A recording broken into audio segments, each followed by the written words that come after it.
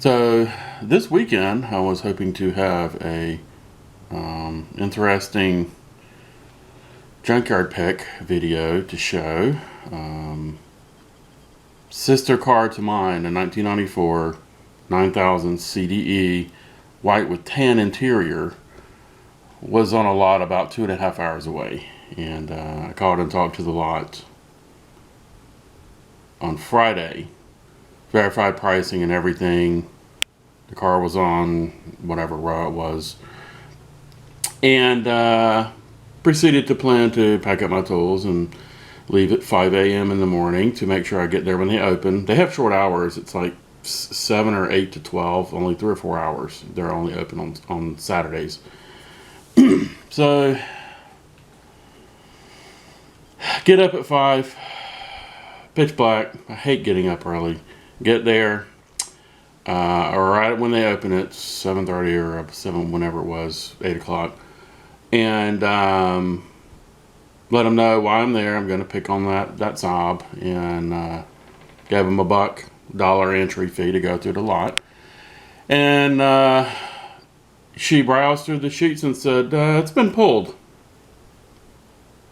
It's been pulled to be crushed already. But I talked to them the day before and it was there. So I drove 2.5 hours before the sun was up to pick on a car that is no longer pickable.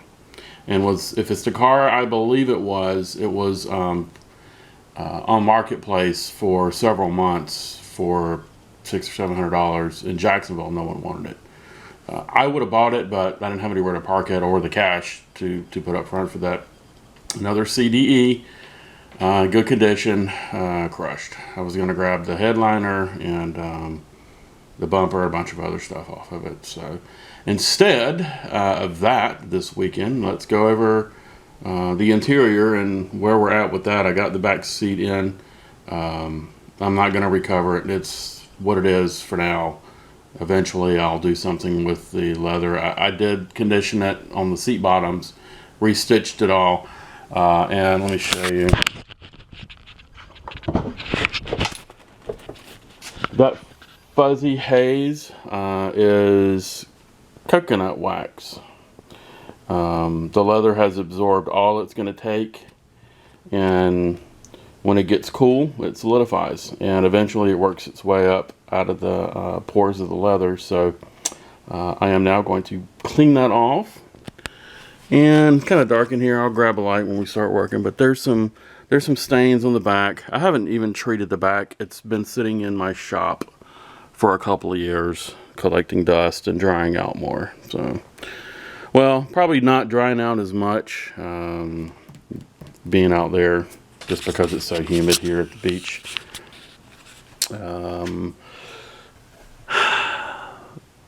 I might tear into the motors on this video for that seat. I don't know. We'll see how things progress with the back seats.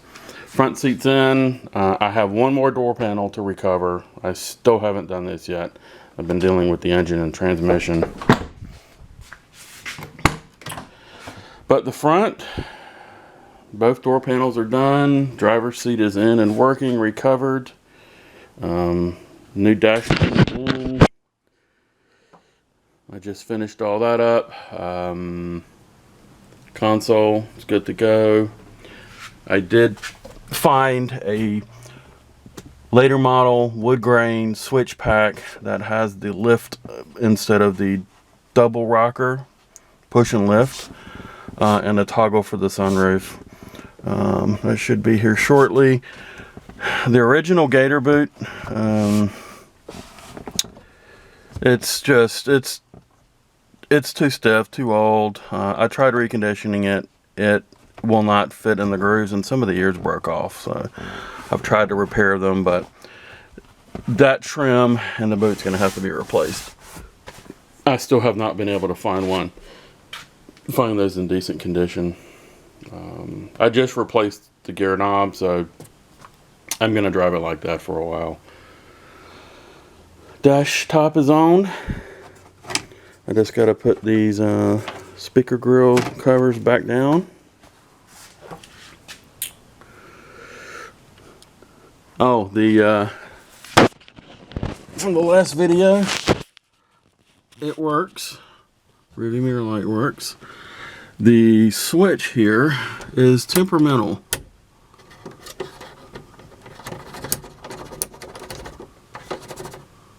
So I'm either going to replace that or maybe pop it out, and we'll try to disassemble it and adjust the contacts and clean it and all that stuff. So that might be an option for this video. We'll see.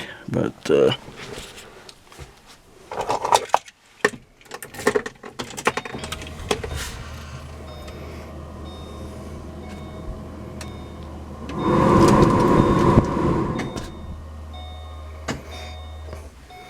I have a seat heater switch to put in here. I need to make sure all that works.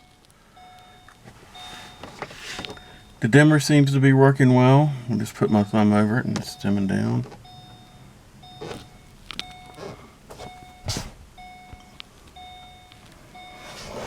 Almost there.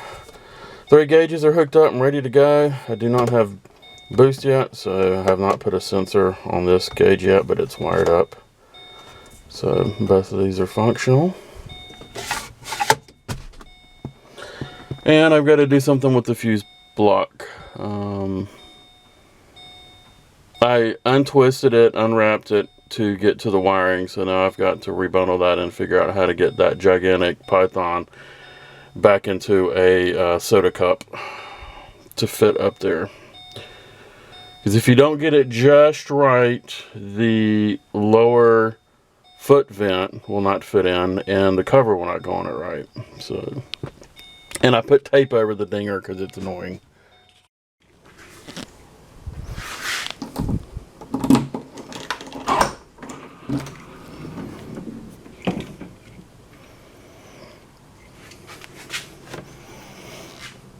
Got to make amp boards. Got to make one for this side. And for that side, there's a 2-channel 500 watt Kenwood running the stereo 8s, and then that JL Audio rebranded Total Mobile is pushing the 12-inch punch, Rockford Fosgate punch.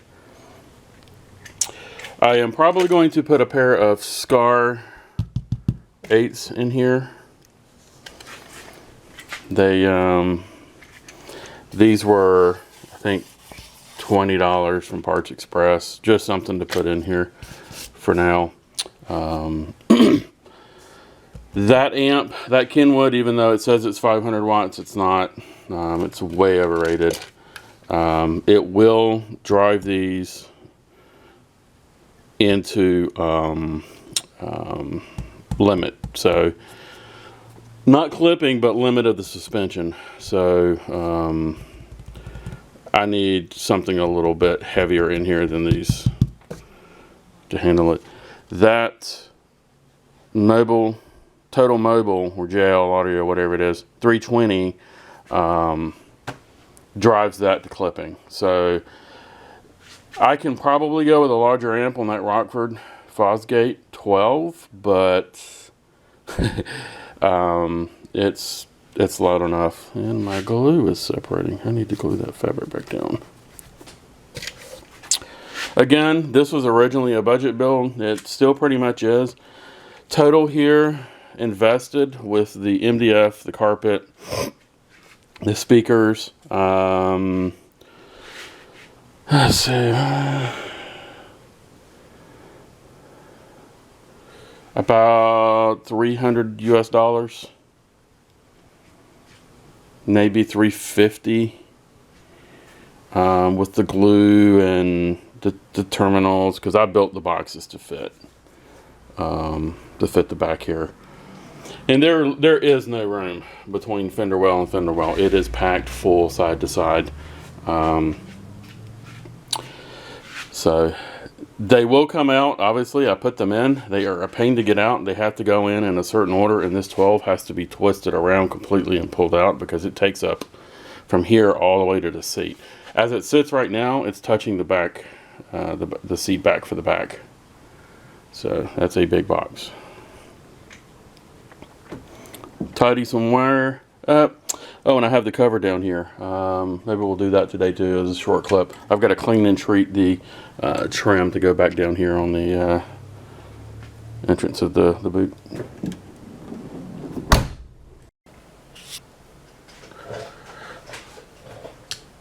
All right, well, here are two printed gears that I drew to replace. This one was cast from one of the other original ones. To give me something that is in a solid or mesh file that can be edited and reproduced. It's pretty close to the original. I think the contact face is a little off. I probably could do better. Someone, I'm sure, trained in CAD can probably clean the file up to make it closer to the original, but the best fitting one for the actual spur gear here is, I think it's this one. It's loose, but there's only slight amount of clearance play versus this one, which that's way too loose. I don't know why the dimensions on this are so off. Maybe it's the material, but that model drawn to size, that's a huge amount of play of tolerance. That's more than is acceptable. So this was a filled polymer, glass filled polymer from Shapeways, and this one's just the regular nylon. It's cheaper, and the tolerances are better on this, but what I'm not sure about is how well that is going to work when there's actually a load on it.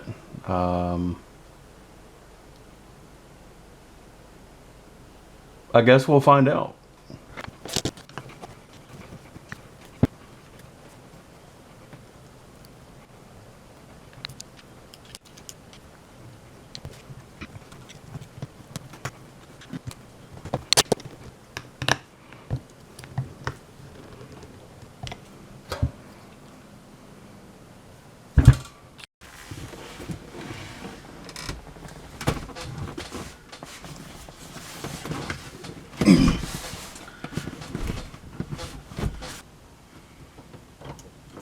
There we go. Got it. I think that's enough to hold it.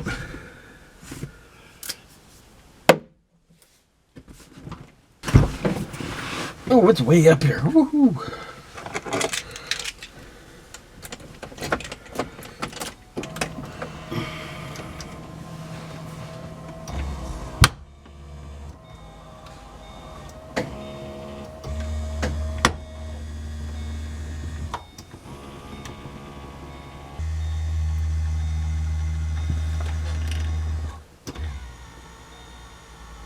It ain't broke yet.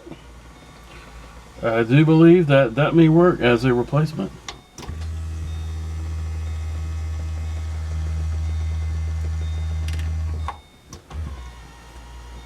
I'll order another one. It will replace the front lift motor gear,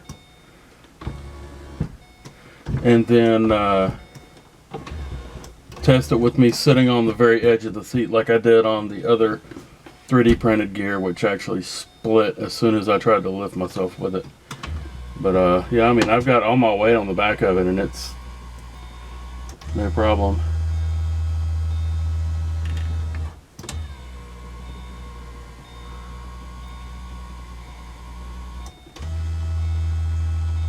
I mean, I think if you sit and did this all day long, you probably would end up breaking a tooth off, but it hasn't split yet, so I'm calling Calling that a win.